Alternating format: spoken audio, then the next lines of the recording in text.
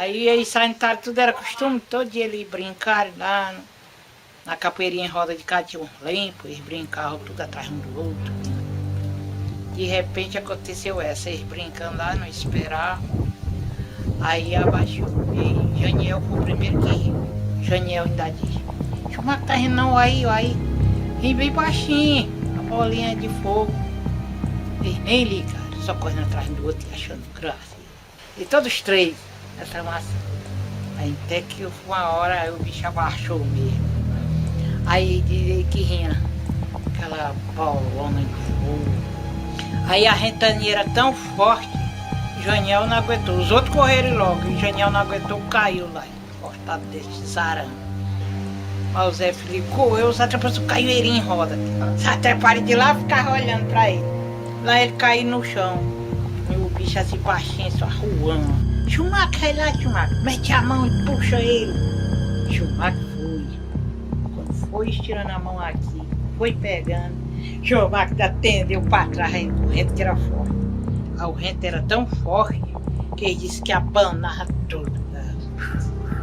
Fazia um chiado. O vento que era forte. A ventania era tão forte, igual esse vento aqui. Era eu e o Felipe. Aí eu saí correndo. Aí também ele era gritando pra gente socorrer lá, né? Aí ele correu fácil, correu. Janiel ficou no chão. Aí um negócio aceso aí, depois se apaga, depois se apaga, você já tá vendo. Só tinha um pedaço e outra de cone de buchão, vermelho. Aí tinha 2 homens lá dentro e um ficou assim na porta, né? Um abriu a porta, o outro ficou de trás do outro, abaixado. Aí, só que as unhas, só que não era de nós não, era como unha de galo. Aí ele começou a apertar, até que ele parou de apertar. Ele só tinha um negócio na boca, um canivete. Aí depois ele pegou, aí começou a furar você. Isso aí, 6 horas ao fechadinho da noite. Já tava pardeando pra ele chegar em casa. Chamaram, aí eu saí pra porta da cozinha. Aí eles contaram a história dele. Menino, e cadê o Janiel? Ora, mamãe, ficou lá. Caiu lá, o bicho abaixou e tá lá banando. A primeira vez que eles contam, e eu acredito que eu tivesse ido olhar, né? Mas não. Aí até que quando tá terminando, aí o Janiel chegou. Menino, tu chegou. Aí se calaram. Aí, Rorô, só falei aí, aí, menino de Deus, o que é isso? Ora, Rorô, foi um bicho que cortou eu. Pronto, levante o bracinho. E aqui nós temos as escoriações do braço, né?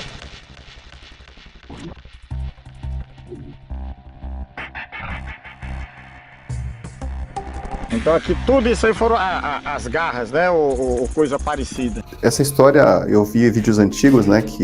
De outros ufólogos, até o ufólogo muito famoso no Ceará chamado Agomar Peixoto, que fez, ele e a equipe dele fizeram esses vídeos do Janiel na época, né?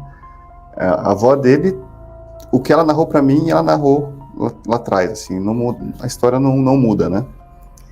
E o que acontece? As pessoas falam assim, não, o Janiel... Que ele, inclusive, era o que os amigos do Janiel acusavam ele, né? Você foi lá, se machucou no arame farpado e depois inventou essa história, né? As crianças na escola falavam isso pra ele, ele ficava bravo.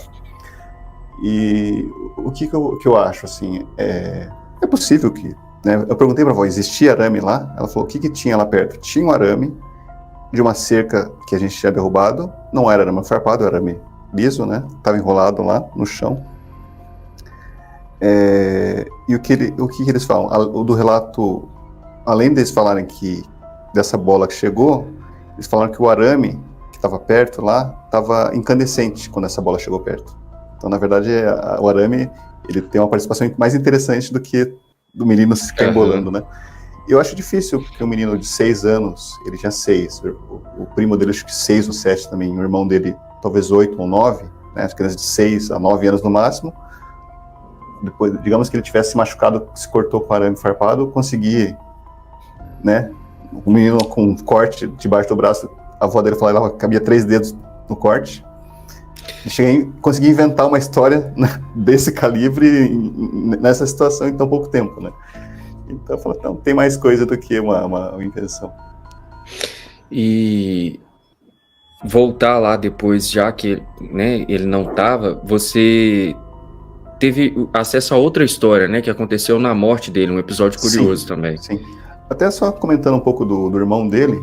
O irmão dele, assim, é difícil extrair, ele não queria falar sobre o assunto, né? Não sei se já falou muito, mas ele não queria falar, só consegui pescar, assim, não consegui nem saber se ele conseguiu ver o objeto, né, com os seres em si, ou se viu só a bola de luz. Mas ele falou assim, não, era uma bola do tamanho do farol de uma moto que baixou, né? E o momento que isso se transformou numa nave maior que cabia pessoas dentro, a gente não entende até hoje. Ele fala que a luz se apaga, né, e quando a luz se apaga, tem esse objeto, aparece, né? Mas depois... Só fazer um parênteses sobre isso. A luz, porque era uma bola de luz. É uma bola de luz. Quando ele apagou, era esse objeto. Então, eles viram uma bolinha de luz vindo, né? Uma luz pequena, que quando chegou perto, ele falava que era, ele mostrava o tamanho assim, ele falava que era tipo um farol de moto, só que talvez um pouco maior, né? Talvez uma bola de basquete, uma bola de futebol.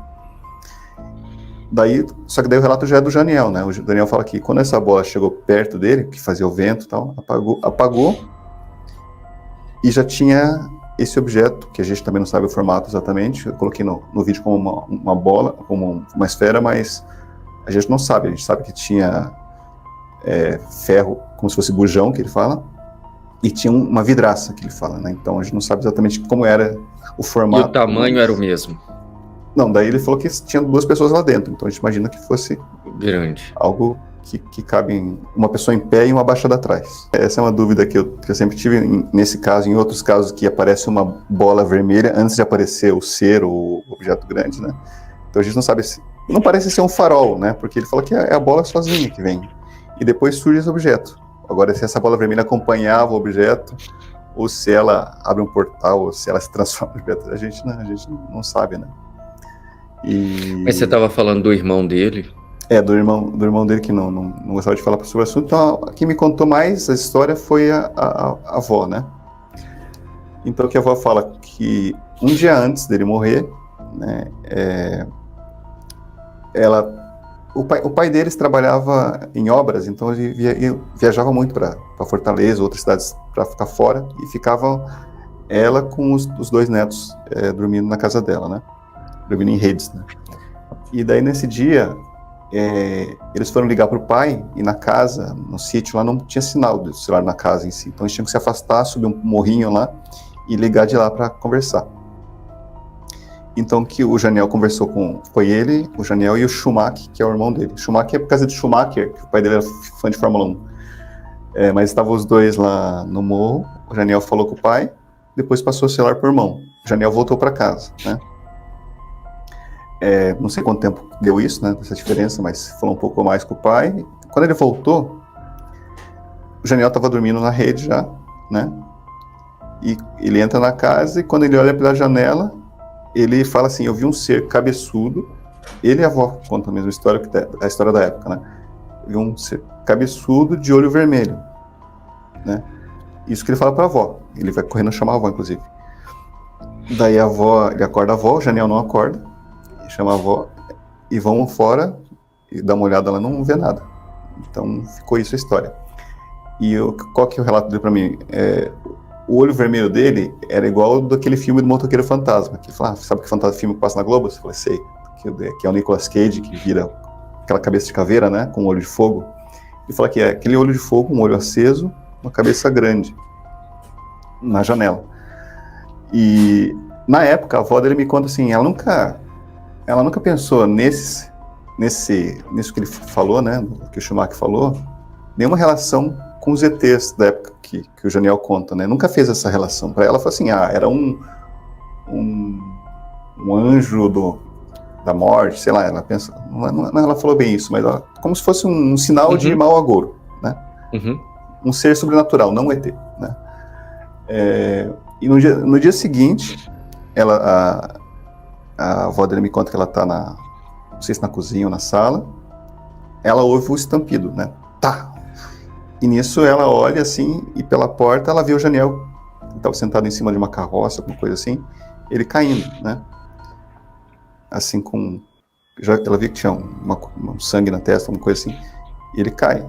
Então o que aconteceu ali? Ela vai lá e acho que ele já tinha morrido, assim, mas ele estava testando uma espingardinha de caça, e quando ele foi acionar, o tiro saiu pela culatra, então voou metal na cabeça, né? Então acho que ele já faleceu na hora ali. Eu não lembrava da morte dele, sério, que estranho, né? Assim, as pessoas falando, será que tem uma coisa a ver com a morte dele com os ETs? Não, tudo que indica que a avó dele estava, né, no exato momento que aconteceu, foi um acidente com uma arma de baixa qualidade, né, de caça, que é muito comum no interior, né, ter essas armas. Então, foi assim. Mas, que assim, fatalidade, né? Assim, você imaginar que logo ele que sofreu a maior interferência ali, né? Que teve o maior contato, e depois ter uma morte prematura, né? Assim, abre margens, né? Abre margens. Se você não contar bem direitinho a história, assim, abre margem, mas assim...